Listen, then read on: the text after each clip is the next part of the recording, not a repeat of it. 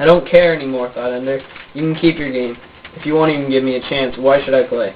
Like his last game in Battle School, when they put two armies against him, and just as he remembered that game, apparently he remembered it too, for his voice came over the headset saying, "Remember, the enemy's gate is down." Molo, Soup, Vlad, Dumper, and Crazy Tom all laughed. They remembered too. And Ender also laughed. It was funny, the adults taking all this so seriously, the children playing along, believing it too, until suddenly the adults went too far, tried too hard, and the children could see through their game. Forget it. Mazar, I don't care if I pass your test. I don't care if I follow your rules. If you can cheat, so can I. I won't let you beat me unfairly. I'll beat you unfairly first. In that battle, final battle in Battle School, he had won by ignoring the enemy, ignoring his own losses. He moved against the enemy's gate, and the enemy's gate was down. And if I break this rule, they'll never let me be a commander. It would be too dangerous. I'll never have to play another game again, and that is victory.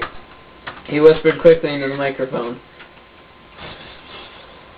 His commanders took their parts of the fleet and grouped themselves into a thick projectile, a cylinder aimed at the nearest of the enemy formations. The enemy, far from trying to repel him, welcomed him in, so he could be thoroughly entrapped before they destroyed him. Mazar is at least taking into account the fact that by now they would have learned to respect me, thought Ender, and that does buy me time. Ender dodged downward, north, east, and down again, not seeming to follow any plan, but always ending up a little closer to the enemy planet. Finally, the enemy began to close in on him too tightly. Then suddenly Ender's formation burst. His fleet seemed to melt into chaos. The 80 fighters seemed to follow no plan at all, firing at the ships at random, working their way into the hopeless individual paths among the bugger craft. After a few minutes of battle, however, Ender whispered to his squadron leaders once more. And suddenly, a dozen of the remaining fighters formed again into a formation. But now they were on the far side of the enemy's most formidable groups.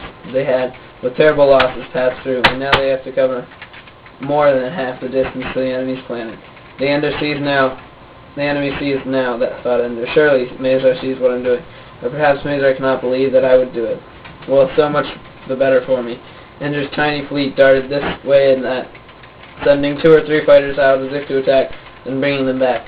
The enemy closed in, drawing in ships and formations that had been widely scattered, bringing them in for the kill.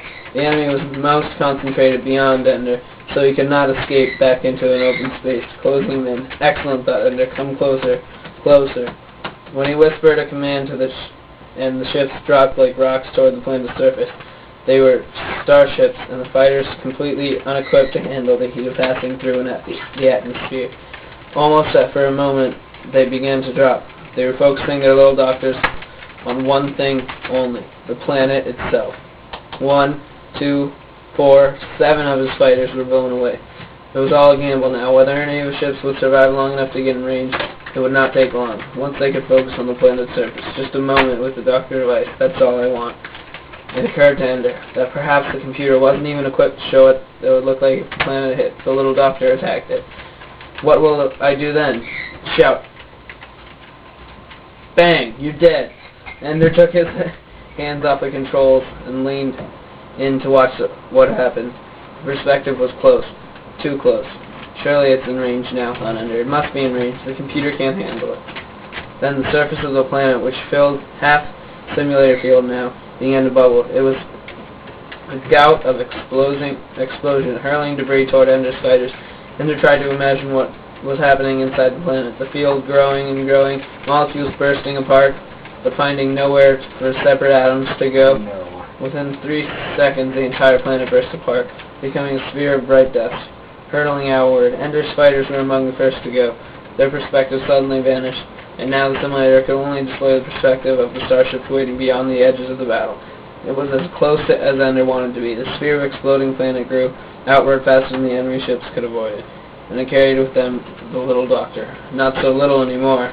The field taking apart every starship in its path, erupting each one into a dot of light before it went on. Only at very periphery of the simulator did the MD field weaken. 2 or 3 enemy ships were drifting away. Ender's own ships did not explode, but where a vast enemy fleet had been, the planet they protected There was nothing meaningful. A lump of dirt was growing. Gravity drew much of the debris downward again. It was growing hot and spinning visibly. It was also much smaller than the world had been before. Much of its mass was now a cloud, still floating outward.